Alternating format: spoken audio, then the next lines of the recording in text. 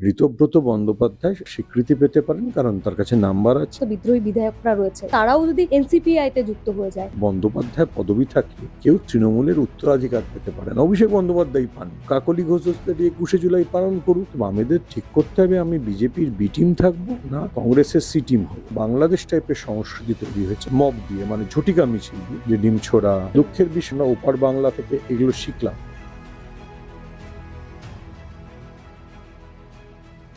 আদালতের স্পষ্ট নির্দেশ, ঋতব্রত বন্দ্যোপাধ্যায় আপাতত বিরোধী দলনেতা বহাল থাকছেন, শোভনদেব চট্টোপাধ্যায় নয়।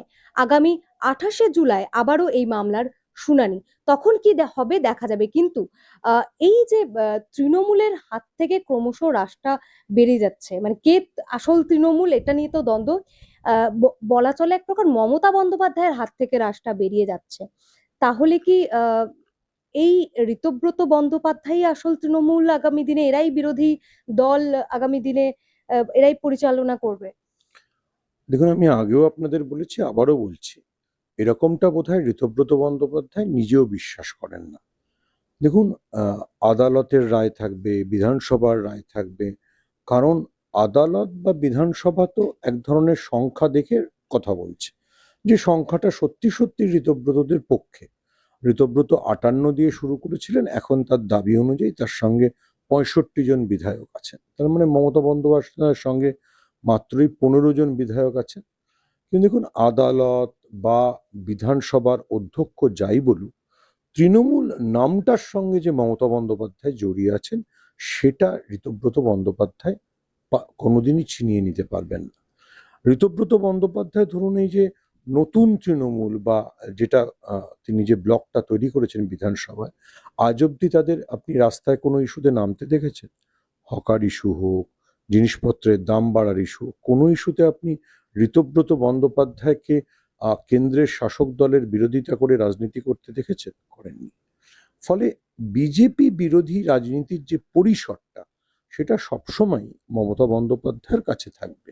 অর্থাৎ তৃণমূল যে ম্যান্ডেট নিয়ে, আমাদের একটা কথা মাথায় রাখতে হবে, মৌহামিত্ররা খুব ভালো কথা বলেছেন, যে বিধায়করা দল ছাড়লেন, যে সাংসদরা দল ছাড়লেন, যে সাংসদরা এখন বলছেন তারা এনডিএ শরিক হতে চান, কাকলি ঘোষ, শশীদার, শতাব্দী রায়ের ব্লকটা, তারা কিন্তু ভোটে জিতেছিলেন বিজেপির বিরোধিতা করে।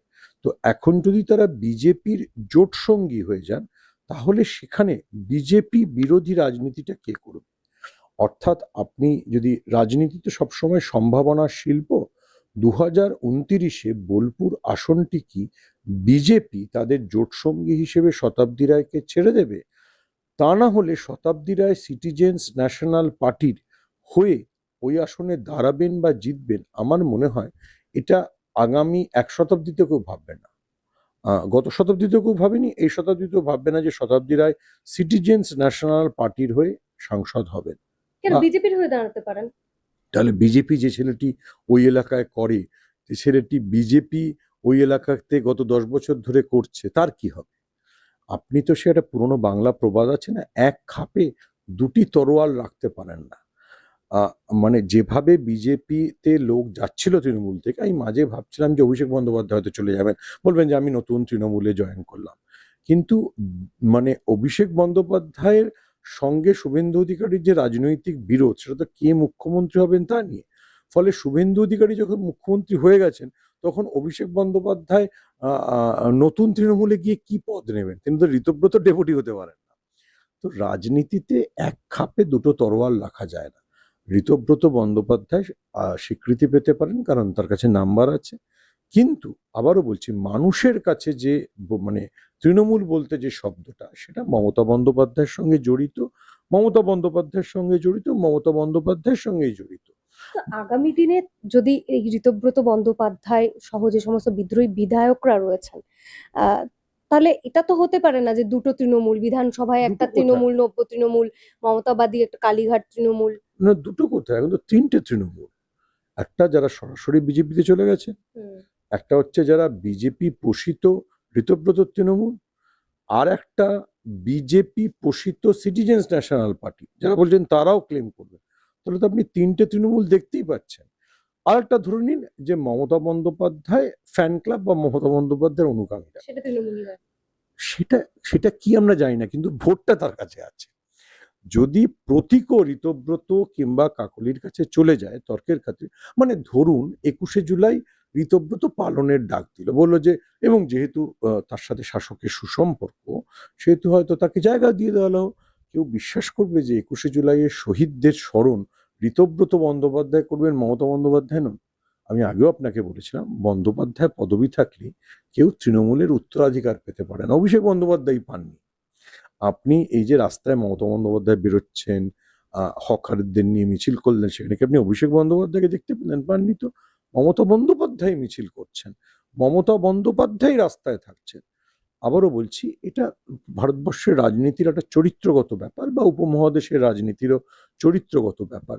যত চেষ্টা করলো, বাংলাদেশে কিন্তু একটা এনসিপি ফর্ম হয়েছিল, সেই এনসিপি কি আওয়ামী লীগ বিরোধীর যে রাজনীতি, সেটা বিএনপির কাছ থেকে ছিনিয়ে নিতে পারলো? পারল না। রাজনীতির একটা চরিত্র আছে, সেই চরিত্র অনুযায়ী ভোট ব্যাংক নির্ধারিত হয়, ভোট ব্যাংক চলে। মমতা বন্দ্যোপাধ্যায় তো ধরুন এই মুহূর্তে মমতা বন্দ্যোপাধ্যায়ের সঙ্গে কেউ নেই, সংখ্যার দিক থেকে এমপি নেই, এমএলএ নেই। মমতা বন্দ্যোপাধ্যায় ছাড়া একটু ঋতব্রত বন্দ্যোপাধ্যায় 21শে জুলাই পালন করুক, কাকলি ঘোষ 21শে জুলাই পালন করুক। সুদীপ বন্দ্যোপাধ্যায়, যিনি ওপাশে গেছেন, সুদীপ বন্দ্যোপাধ্যায় 21শে জুলাইয়ের স্মরণে ভিক্টোরিয়া হাউসের সামনে একটু বক্তৃতা দিন, দেখা যাক কতজন লোক আসে। আবারও বলছি, রাজনীতির একটা বিভিন্ন ধরনের চরিত্র থাকে। সেটা ভারতবর্ষের রাজনীতিতে ইন্দিরা গান্ধীর সময় থেকে আমরা দেখেছি। ইন্দিরা গান্ধীরও তো প্রতীক চলে গেছিল, সবকিছু চলে গেছিল, দল তার হাত থেকে চলে গেছিল। ইন্দিরা গান্ধী মানে মানে গাই বলদ প্রতীক হারিয়ে ফেললেন, হাত দিয়ে শুরু করলেন, কিন্তু তিনি কংগ্রেস হয়ে উঠলেন। যারা কংগ্রেস তৈরি করেছিলেন তারা থাকতে পারলেন না, তারা পরে আবার ফিরে এসে ইন্দিরা গান্ধীর সঙ্গে জয়েন করলেন। ভারতবর্ষের রাজনীতি সুখের কথা অথবা দুঃখের কথা ব্যক্তিকেন্দ্রিক। বিজেপির ভোট ব্যাংক নরেন্দ্র মোদীর উপর নির্ভর করে। যারা পশ্চিমবঙ্গে নির্বাচনের আগে আমরা জনসংঘ বলে প্রচার করেছিল, তারা কি বিজেপির ভোট কাটতে পারলো? কাটতে পারলো না। কোনো পলিটিক্সে বা কোনো সিনেমাতে, যে সিনেমায় অমিতাভ বচ্চন থাকে, সেই সিনেমায় কি আপনি গোবিন্দাকে দেখেন? গোবিন্দাকে দেখেন না। গোবিন্দা নাচা টাচার জন্য থাকতে পারে? দেখেন না। তো রাজনীতি, যেখানে নরেন্দ্র মোদী হিন্দুত্বের কথা বলছেন, সেখানে অন্য কোনো দল নিজেদের হিন্দুত্বের উত্তরাধিকারী বলতে পারে না। আবার সেই নরেন্দ্র মোদীর হিন্দুত্বের বিপরীতে যদি ধর্মনিরপেক্ষ রাজনীতি করার জন্য রাহুল গান্ধী বা মমতা বন্দ্যোপাধ্যায় থাকেন, তার ক্লেম কোনো গোলাম নবী আজাদও কিন্তু কংগ্রেস থেকে বেরিয়ে গিয়ে বিদ্রোহী হয়েছিলেন, কোনো ঋতব্রত বন্দ্যোপাধ্যায় পেতে পারেন না। রাজনীতির এটাই চরিত্র। ঋতব্রত বন্দ্যোপাধ্যায় স্বীকৃতি পেয়েছেন, তার নামের বা বিধানসভায় তার নামের পাশে বোর্ড বসবে, তিনি নীলবাতি লাগানো গাড়িতে চড়ে ঘুরবেন। কিন্তু আবারও বলছি, বিজেপি বিরোধী রাজনীতিটা এখনো মমতা বন্দ্যোপাধ্যায়ের কাছেই থাকবে। থাকবে মনে হচ্ছে। আর ঋতুব্রত বন্দ্যোপাধ্যায়ের সহ যে সমস্ত বিদ্রোহী বিধায়করা রয়েছে, এটাও একটা জল্পনা তৈরি হচ্ছে, তারাও যদি এনসিপিআই তে যুক্ত হয়ে যায়, তাহলে বিরোধী দলের তকমাটাও তো তৃণমূলের থেকে চলে যাবে। এমনিতেই তো মানে আপনারা যাকে কালীঘাটের তৃণমূল বলছেন তার কাছে নেই। কিন্তু আবারও বলছি, যদি ওরা এনসিপিআই তে চলে যান, হতেই পারে। দেখুন, অনেক সময় তো সবসময় হয়, এনসিপিতে চলে গেলেন, তাহলে ঋতব্রত বন্দ্যোপাধ্যায়, আমি বলবো, রাজনীতি থেকে ভিআরএস এর যে ডকুমেন্টটা সেটা সাইন করে ফেললেন। কারণ এনসিপিআই এর হয়ে পশ্চিমবঙ্গে কেউ ক্ষমতায় জিতবে, এরকম ভাবনা, আমার ধারণা, এনসিপিআই এর দুই সর্বোচ্চ নেতা নেত্রী শিউলি কুণ্ডু এবং উত্তীয় কুণ্ডুও কোনোদিন ভাবেননি। ওনাদের নিয়ে যে এতটা আলোচনা হচ্ছে, সেটার জন্য কিন্তু ওনারা পরম খুশি। দেখুন, রাজনীতিতে বিভিন্ন লোকের বিভিন্ন লক্ষ্য থাকে। কোনো প্রদেশ সভাপতির হয়তো লক্ষ্য থাকে যে এবারের নির্বাচনে আমি হেলিকপ্টার করে ঘুরলাম, সেটাই তার সর্বোচ্চ প্রাপ্তি। কারো লক্ষ্য থাকে যে 3 দিন আমার ইন্টারভিউ সবাই দেখালো। আর কেউ রাজনীতি করতে আসে। মমতা বন্দ্যোপাধ্যায় রাজনীতি করতে এসছেন, তিনি বিজেপি বিরোধী রাজনীতির রাশটা হাতে ধরে রেখেছেন, এবং আমার ধারণা ভবিষ্যতেও তার কাছেই রাশটা থাকবে। তো হকার উচ্ছেদের প্রতিবাদে তাকে যে রাস্তায় নামতে দেখা গেল, সেভাবে কিন্তু লোক আর রাস্তায় নামতে, মানে তার পক্ষে, মানে তৃণমূলের পাশে বা মমতা বন্দ্যোপাধ্যায়ের পাশে সমর্থনে, সেভাবে কিন্তু আর কর্মীদের তো রাস্তায় নামতে দেখা গেল না। দেখুন, অমিতাভ বচ্চন যখন ব্যাংক্রাফ্ট হয়ে গেছিলেন, হেঁটে হেঁটে যশোর বাড়ি গিয়েছিলেন একটা রোল পাওয়ার জন্য। অমিতাভ বচ্চনও তার এতে বলেছেন। তো অমিতাভ বচ্চনের মতোই মমতা বন্দ্যোপাধ্যায় যে ফিক্সড ডিপোজিটটার উপর বসেছিলেন, তার পলিটিক্যাল পার্টি সেটা ব্যাংকরাপ্ট হয়ে গেছে। সেটা পশ্চিমবঙ্গের নির্বাচনে হেরে গেছে। তার সংখ্যাগরিষ্ঠ জনপ্রতিনিধি বিভিন্ন অন্য দলে চলে গেছে। কেউই শিউলি কুণ্ডুদের দলে, কেউ ঋতব্রতর দলে। ফলে অমিতাভ বচ্চনকে যেমন ওই ব্যাংকরাপ্ট হয়ে যাওয়ার পর নিজেকে পুরো আবার গুছিয়ে একটা কৌন বনেগা করোড়পতি দিয়ে ফিরতে হয়েছিল, তেমনি মমতা বন্দ্যোপাধ্যায়কেও ফিরতে হবে। কৌন বনেগা করোড়পতির একটা বিখ্যাত কৌন বনেগা করোড়পতি যখন শুরু হচ্ছিল, তখন তার একটা বিখ্যাত সংলাপ ছিল যে जो हार के भी जीतते हैं उसे बाजीगर कहते हैं। তো মমতা বন্দ্যোপাধ্যায়ের রাজনীতির এটা হচ্ছে, উনি হেরে গেছেন তো বিধানসভায়, ওনার কাছে আর কিছু নেই, কিন্তু উনি যে রাজনীতিটা করতে চান সেটাতে উনিই শেষ কথা। Point number one. Point number two হচ্ছে, উনি কিন্তু যে কর্মসূচিগুলো এখন নিচ্ছেন, যেমন আপনি যে মিছিলটার কথা বলছেন বুধবার, সেটাতে ওনার আসার কথা ছিল না। ফলে মমতা বন্দ্যোপাধ্যায়কে দেখার জন্য লোক প্রথমে ছিল না, যারা ছিল তারা এমনিই ছিল। পরবর্তীকালে মমতা বন্দ্যোপাধ্যায় এসছেন শুনে কিছু আরো লোকজন জুটে যায়। আমি মনে করি হঠাৎ একটা ইমপ্রম্পটু মিছিলের জন্য এটা যথেষ্ট। আবারও বলছি যে এটা একটা বাংলাদেশ টাইপের সংস্কৃতি তৈরি হয়েছে। বাংলাদেশে যেমন এখন আওয়ামী লীগ ফেরবার চেষ্টা করছে হঠাৎ, যাকে বলে ফ্ল্যাশ মব দিয়ে, মানে ঝটিকা মিছিল দিয়ে, তিনি মমতা বন্দ্যোপাধ্যায় ওই স্টাইলে হঠাৎ আগে থেকে ঘোষণা না করে মিছিল করছেন। আপনার দেখতে হবে সেই মিছিলের ফ্রিকোয়েন্সি কত, অর্থাৎ কত, মানে সপ্তাহে কতবার উনি এরকম মিছিল করছেন, মাসে কতবার মিছিল করছেন, কিভাবে নিজের বিল্ড আপ করছেন। ডিফারেন্ট পলিটিক্যাল কালচারে ঢুকে গেছি। দুঃখের বিষয় আমরা ওপার বাংলার থেকে এগুলো শিখলাম, যে ডিম ছোড়া, গ্রেফতারি, সবগুলো তো একটা খুব দুঃখজনক সংস্কৃতির। হাফ প্যান্ট পরে ঘোরানো, হ্যাঁ, দড়ি হ্যাঁ, বেঁধে হ্যাঁ, হ্যাঁ, ঘোরানো। হ্যাঁ, হ্যাঁ, এগুলো এক ধরনের মানে মব ভায়োলেন্সের মতো। তো সেই মব ভায়োলেন্স থেকে যখন আমরা বেরোবো, তখন নিশ্চয়ই একটা অন্য ধরনের রাজনৈতিক সংস্কৃতি তৈরি হবে। এবং যারাই মব ভায়োলেন্সকে এখন উৎসাহ দিচ্ছেন, তার মধ্যে একটা বড় অংশ কিন্তু বড় মিডিয়া, তারা মব ভায়োলেন্সকে খুব উচ্ছ্বসিতভাবে দেখাচ্ছেন। তাদের মাথায় রাখতে হবে, বাংলাদেশে কিন্তু এই মব ভায়োলেন্স একদিন প্রথম আলো আর ডেলি স্টার, যারা এই মব ভায়োলেন্সের উৎসাহদাতা ছিল, তাদের অফিসই পুড়িয়ে দিয়েছিল।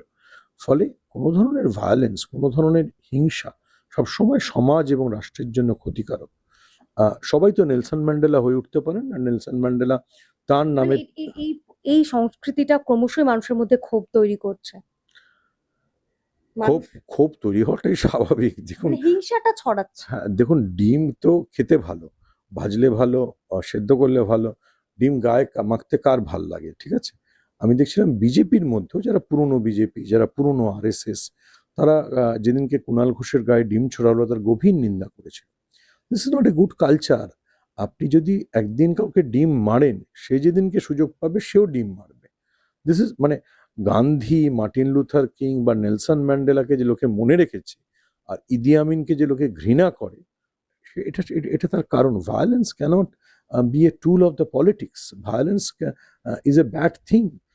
তো সেইটা যত তাড়াতাড়ি আমরা বুঝে যাব, তত ভালো।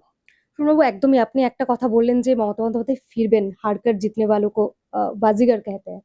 তো কিভাবে ফিরবেন সেটা তো নিশ্চয়ই একটা, এটা এটা ভবিষ্যৎ বলবে, এটা একটা প্রশ্ন চিহ্ন হয়ে দাঁড়িয়েছে। কিন্তু প্রতিদিনের যা ঘটনা, রোজ যা ঘটছে, তাতে বারবার মানে চাপের মধ্যেই থাকতে হচ্ছে প্রাক্তন মুখ্যমন্ত্রীকে। অন্যদিকে অরূপ বিশ্বাস, তিনি আবার ব্যাংকে একেবারে চিঠি লিখে ফ্রিজ করে দিতে বলেছেন যে তৃণমূলের অ্যাকাউন্ট। একটার পর একটা ঘটনায় ক্রমশ চাপেই তো থাকতে হচ্ছে আমি তাকে। যতদূর জানি, অরূপ বিশ্বাস তার নেত্রীর পরামর্শে চিঠিটা দিয়েছেন। আচ্ছা। যেহেতু ঋতব্রতদের হাতে বিধায়ক পরিষদীয় দলটা চলে গেছে, তারা যেহেতু ব্যাংক অ্যাকাউন্টের উপর যেন কোনো মালিকানা না দাবি করে, সেই জন্যই মমতা বন্দ্যোপাধ্যায়ের পরামর্শেই অরূপ বিশ্বাসের চিঠিটা দিয়েছেন। এবং অরূপ বিশ্বাস সেই জন্যই আজ গিয়ে বিধাননগর থানায় জিজ্ঞাসাবাদেরও মুখোমুখি হয়েছে। দেখুন, আপনার বিরুদ্ধে যদি থানায় অভিযোগ থাকে, আপনাকে তার মুখোমুখি হতে হবে, আপনাকে তাকে ফেস করতে হবে। হতে পারে আপনি জেলে যাবেন, হতে পারে আপনার উপর আঘাত নেমে আসবে, কিন্তু আপনাকে ফেস করেই লড়াইটা লড়তে হবে। আপনি যেটা বলছেন যে মমতা বন্দ্যোপাধ্যায়, একটা তো বিপর্যয় হয়েছে, এটা তো আপনি কোনো বিপর্যয়কে বিপর্যয়ই বলতে হয়, বিপর্যয়কে অন্য কোনোভাবে ঢেকে রাখা যায় না। বিপর্যয় তো হয়েছে, কিন্তু দেখুন, একই সঙ্গে পশ্চিমবঙ্গের বিরোধী রাজনীতিতে প্রায় ৫৫% ভোট আছে। বিজেপি ৪৫%-র বেশি ভোট পায়নি। তো সেই ৫৫% ভোট তো কেউ না কেউ ভাগীদার হবে। সেই ৫৫% ভোট তো বিজেপির বিরুদ্ধে একজোট হবে। যত আপনি দেখবেন স্টেশনগুলোকে আদানির হাতে তুলে দেওয়া হবে, কয়লা খনি আদানিদের হাতে তুলে দেওয়া হবে, তত মানুষ ভাববে যে আমাদের ঠিক কি হচ্ছে। ফলে সেই জন্য একজোট হবে। আর তাদের তো কোনো নেত্রী লাগবে, আর মমতা বন্দ্যোপাধ্যায় এই গরিব মানুষদের জন্যই নেত্রী। মমতা বন্দ্যোপাধ্যায় খুব দক্ষিণ কলকাতার ফ্ল্যাটে বসা, ইংলিশ মিডিয়ামে পড়া, টেলিভিশনে যারা প্রতিনিয়ত গণতন্ত্র নিয়ে চর্চা করে কিন্তু ডিম ছোড়ার নিন্দা করে না, তাদের নেত্রী নন। ফলে মমতা বন্দ্যোপাধ্যায় ওই খেটে খাওয়া মানুষদের নেত্রী হিসেবে বেঁচে থাকবেন, বা মমতা বন্দ্যোপাধ্যায়, রাহুল গান্ধী সবসময় এটাতে প্রাসঙ্গিকতা আছে। আমি আপনাকে মনে করি যে কর্ণাটক নির্বাচন জেতার পর রাহুল গান্ধী দুটো খুব ইম্পর্টেন্ট কথা বলেছিলেন। এটা হচ্ছে সাধারণ মানুষের ক্রনি ক্যাপিটালিজমের বিরুদ্ধে জয়, আর এটা নফরতের মানে ঘৃণার পৃথিবীতে প্রেমের দোকান খুলে যাওয়া। তো পৃথিবীতে সবসময় ঘৃণার বিরুদ্ধে ভালোবাসা জিতেছে।